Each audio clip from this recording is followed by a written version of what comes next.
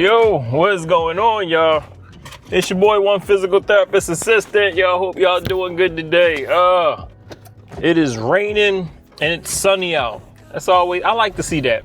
When it's sunny and it's raining out. It's a weird vibe, but I don't know, it does something. It makes me feel good when I see rain and sunshine.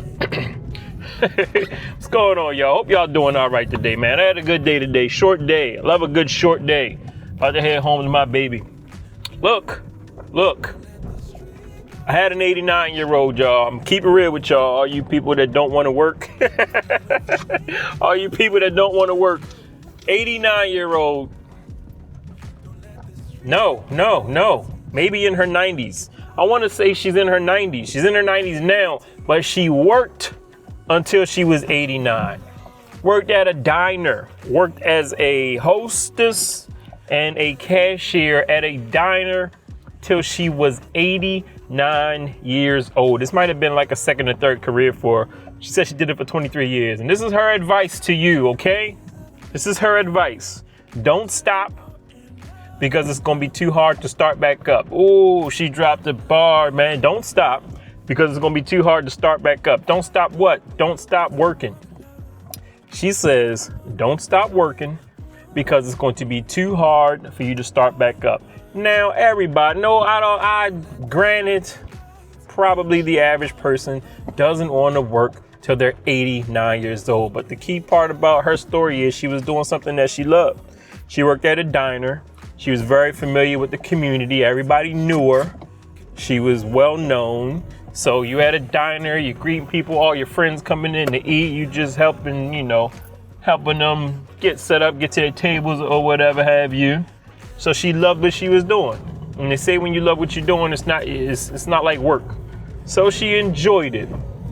She told me that she only worked part-time. So she worked like 3 days a week to keep her going. She said she had a health issue, which is why she ended up retiring for good. But she said if she could still do it, she would, because she loved it. So if you got something that you like to do, man, hey, man, her advice. It's not coming from me. It's coming from her. Listen to this 89-year-old. She said, don't stop, or you're going to have too much trouble trying to start back up. Real cute lady. Real little cute lady. I like talking to her. We had a good time.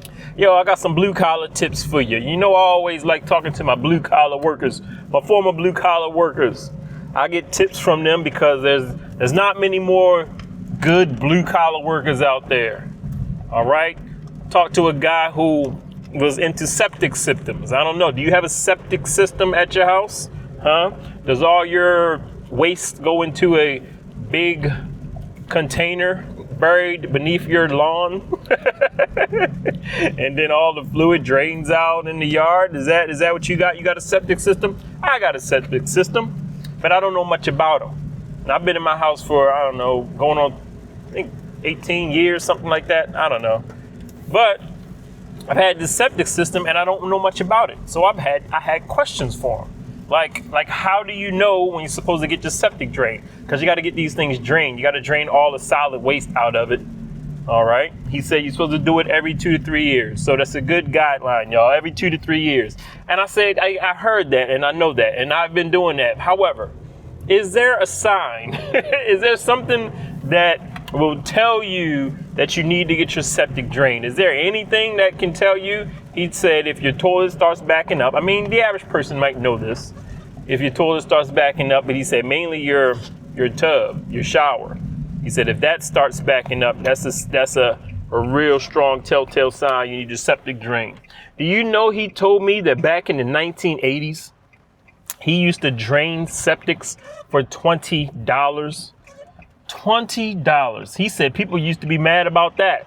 He said down by the beaches in Delaware, he said he used to do all the beaches, all the houses down by the beaches of Delaware. $20. Do you know how much it costs to get your septic drained right now in 2025? It went from $20 to about $300. I think last time I paid, maybe a few years ago, was $2 something. But I know it's gone up. But he said people used to be mad when it went up to $30 from $20.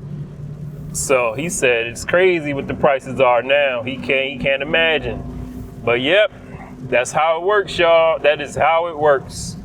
You know, another question I had for him, and I've heard mixed answers on this question. Like, can you ride a lawnmower over your septic system? Now, what he said was, of course, he said a lawnmower, no problem. So my next question was, can you drive a car over your, because the septic system is buried in the ground, right? Is it buried deep enough to, if you drive a car over it, it'll be okay? I'm not trying to test this out. I've heard horror stories. I've heard of septic systems, you know, being crushed, blowing up, cracking when somebody drove their car over the lawn. He said, as far as a car is concerned, he said you probably can, but he would not advise it. So I will never drive my car over my septic system. You know, sometimes you might have company, somebody might have to park in the grass, you know, if you're having like a little party or something. But he said a lawnmower is fine. I always get nervous when I drive the lawnmower over the septic system, but he said, no, that's fine. So just some tips from a former septic guy who empties septic tanks for a living. But anyway, y'all, shout out to the healthcare workers out there. Shout out to the healthcare workers. I got some advice for you. This is personal advice. I told y'all I'm gonna give y'all lessons from the older adults, but I'm gonna give y'all some personal stuff from me as well, from time to time, sprinkle it in. And this is for my healthcare workers or my aspiring healthcare workers, but for real, this can be applied to probably anybody in any field. All right. Now, I'm a physical therapist assistant, okay? I say this in a lot of my videos. That's the title of my channel, one PTA, one physical therapist assistant, which means I'm an assistant to a physical therapist. I'm not a physical therapist. That's a lot more college. That's a lot more money. It costs a lot more. You be a physical therapist nowadays, you got to be in 6 figures of debt. I don't want that. I didn't have to go into no debt to be a physical therapist assistant. The state of Delaware paid me to go to school. They paid me to go to school. Now, the salary difference between a physical therapist and a physical therapist assistant. Let's say on average, I looked up the averages this morning. I actually talked to artificial intelligence. Artificial intelligence told me that on average, a full-time physical therapist assistant can make about $66,000 a year in the state of Delaware. We're just talking about Delaware, all right? I don't know, it will vary from state to state. State of Delaware, on average, $66,000 per year. Physical therapist assistant. Now, a physical therapist with a lot more schooling, years and years more schooling, hundreds of thousands of dollars of student loan debt, a lot of extra time. A physical therapist, on average in the state of Delaware, I'm sorry, I'm yelling, $96,000. So go to school for free, get paid to go to school, college, community college. This is what I experienced. Get paid to go to school, maybe 2 to 3 years of college, $66,000 a year. Go to a bunch of extra college, learn more, you know, but pay a lot more money. Well, pay money for one, but pay a lot of money. Basically, almost a mortgage worth of money, hundreds of thousands of dollars. The last therapist I talked to said she was in debt for $120,000. So do all of that and you make $96,000. $66,000 versus $96,000 on average, okay? All right, and just put those 2 numbers in your head. Hold those 2 numbers right there. As a physical therapist assistant, last year, 2024, me, little old me, as a physical therapist assistant, made the equivalent, a little bit more than a physical therapist salary for the year. So $96,000, $66,000. But the guy that's supposed to make $66,000 made over $96,000 for the year of 2024. Now, why do I tell you that? I tell you that Because let's talk about goalposts, okay? I was born in 1980, all right? I was born in 1980. If you're from the 80s and below, if you're around the 40-year-old age range, maybe late 30s, if you were from that era, all right, there was one number. There was one number. I'm not even going to tell you that number, because if you know, you know.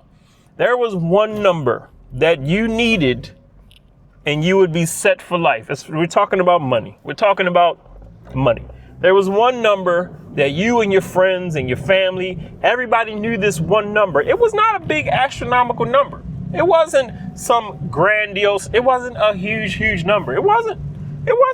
We had one number. Our generation had one number. And if you reach this number in money and finances and your savings, whatever, if you reach this number, if you hit the lottery for this number, if you hit this number, you would be set for life. Stay with me. You would be set for life. If you just hit this number, you would be set for life. You didn't have no cares, no worries. All you needed was this number. That's all you needed. Well, that's back in that era. You fast forward, okay? Fast forward, that one number. You might not survive for 5 years with that number. I'm not going to say the number. You all know what the number is. You might not last 5 years with that number with the cost of everything. Now, me personally, I've hit that number. I have hit that number that from my younger days was the pinnacle. You didn't need any more. It's all you needed. You feel me? It's all you needed. I've hit that number. But after hitting that number, I realized that the goalpost has been moved. Has the goalpost been moved for you? Yeah, the goalpost has been moved. The goalpost has been moved. The goalpost said, yes, you need that number, you'll be straight. And then you hit that number, you get close to that number, hopefully the goalpost gets moved. Nope, you got to make it down here. You need more. You feel what I'm saying? You feel what I'm saying? I'm talking to all my aspiring healthcare workers, all my current healthcare workers who are not using their skill set to their advantage. Now, how do I make a physical therapist salary as a physical therapist assistant?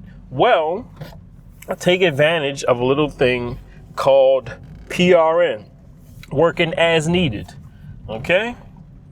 There are so many ways that you can do this. All right? You can take traveling contracts. You can be a PRN worker. You can be a director of rehab. You can be a supervisor of a rehab department if you want to. I don't want to, but you can do that as well. There's so many ways that you can achieve a physical therapist's salary while bypassing the whole hundreds of thousands of dollars of debt for college. I've been able to do that. Did I do it right off the bat out of school? No, because I didn't know. Which is why I'm making this video. I'm sharing it with you. I'm sharing it with the aspiring therapists. I'm sharing it with the aspiring healthcare workers. And remember, I am not just talking about therapists. I talked to an LPN today, a licensed practicing nurse, right? Is that what it means? LPN. I talked to a nurse today. And you have an LPN, but then you also have an RN, a registered nurse, which is, again, more schooling, right? This LPN, I asked her the question. I said, just let me know. Real cool lady. Little old school. Been working with her for a while. She's really cool. I said, I'm sure you can, but just let me know off the bat. Can y'all, as an LPN, can you make a RN salary? Can a LPN make an RN's salary? She said, absolutely. She said, I do it. I've been doing it for years. She said, there's so many ways you can do it. You can be what did she say? You can be a unit manager. There's so many ways. You can take travel contracts. You can work PRN. She was like, yeah. And I have a quote from her. I actually read it down because it was a fire quote. I like the way she put it. She said she was a salaried LPN, and then the company that she worked for wanted to change LPNs from being salaried and change them to hourly. And she said she got pulled into a meeting. Said she got pulled into a meeting and they informed her that they were going to change her from salary to hourly. Now, granted, if you probably go from salary to hourly, you'll probably make less working hourly. But no. No. She said that she was happy. She actually thanked them for switching her to hourly because she knows the ways to work around the system to make more than the salary she was getting paid. Holidays, overtime pay, PRN, taking travel contracts. There's so many different ways. And her quote to me, she said, the good thing about being an hourly worker, she said, I can make that check look any way I want it to look. Fireball, man. She said, I can make that check look any way I want it to look. These were her words. I just started laughing. I was like, yep, that's the way to do it. And that's what I can do as a physical therapist assistant. I can make that check look any way I want it to look. Does it take work? Of course. Which goes back to my 89-year-old, or no, my 90-something-year-old. She said, don't stop working. I know that there's a generation out there that doesn't believe in hard work. I get it. I understand that thinking, which also creates opportunity for people like me and my LPN friend. So anybody that's aspiring to work in healthcare, anybody that is thinking about which route to go, should I be a physical therapist or a physical therapist assistant? I'll tell you what I would do. There's no way in the world I would go into $120,000 of debt for school when I can finagle and make my own lane as an assistant, go to school for free. Some places, I don't know if you can do that with the school near you. But I'm making this video just to highlight. I'm always going to highlight, the therapy profession. I'm going to talk about the therapy profession. I've been able to make a physical therapist's salary as a physical therapist assistant. I'm talking about a full-time physical therapist, 40 hours a week, 5 days a week, salary. Okay? Now, if I know that about being a physical therapist assistant, what if you are a physical therapist? Then you can make well over what a physical therapist salary is if you use the right avenues, if you use the right methods.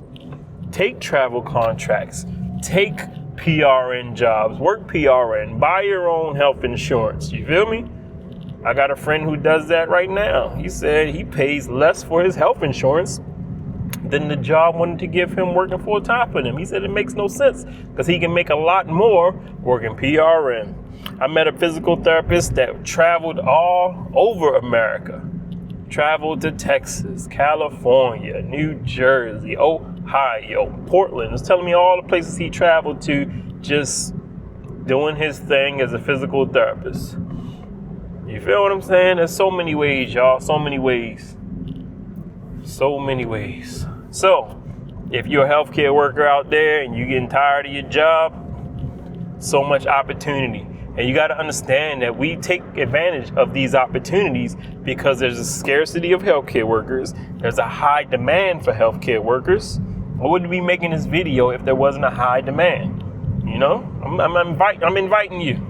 You're a healthcare worker. Come join along. But anyway, y'all, just wanted to make a video to highlight something like that because I don't see that talked about very much. And there are definitely ways to do it without drowning in student loan debt. But student loan debt is tough, man. Student loan debt is tough. It's a weight. I don't like weights. I'm a therapist and I don't like weights. I don't like weights over top of me, man. You feel me? I do not believe in debt. I don't like owing anybody anything. Okay? I hate it. Whew. I wish I could do travel therapy. That's one avenue I haven't touched, but I would if I could. But my wife told me, absolutely not. You got to go away for 13 weeks to another state? Oh, no. Shout out to my baby. Whew. But anyway, y'all, it's your boy, One Physical Therapist Assistant. Just wanted to make a video about that because I was talking about that today with an LPN. How, you know, there's ways and avenues to adjust because the goalpost has been moved. The goalpost has been moved, y'all. So you got to move accordingly. You got to restructure, rethink things, find different ways, take advantage of what you can in your current field. I'm sure there are other fields that you can do stuff like this. Healthcare is one in particular that I know that you can make moves like that. Whew. So, as always, y'all, it's your boy, One Physical Therapist Assistant, just sharing the lessons that I learn and the lessons that I get from the older adults. The lessons that I learn from myself and the lessons that I get from the older adults. Always, always respect your elders, y'all. Respect your elders. Make sure y'all help somebody whenever you get a chance. Help someone whenever you get a chance. Be safe. Enjoy your weekend. And I will holler at you in the next video. So, when they move the goalposts on you, as they did, you got to find ways to strategize, maneuver. You feel what I'm saying? Look at the goalpost. Look what the septic guy I was telling you about. Look how much they moved the goalpost. If it costs $30 in 1980 to get your septic drained, why does it cost $300 in 2025? Reasonable? Maybe 150. But 300, bro? Come on, man. it gotta go up that much. So y'all don't let them move the goalposts on you. Move your own goalposts. I moved my goalpost. My goalpost is to get the heck up out of here. That's my goalpost. My goalpost is not their goalpost anymore. It used to be. I was going along with the plan. I was going along with the play. But y'all changed the play up on me, man. Y'all changed the play up on me.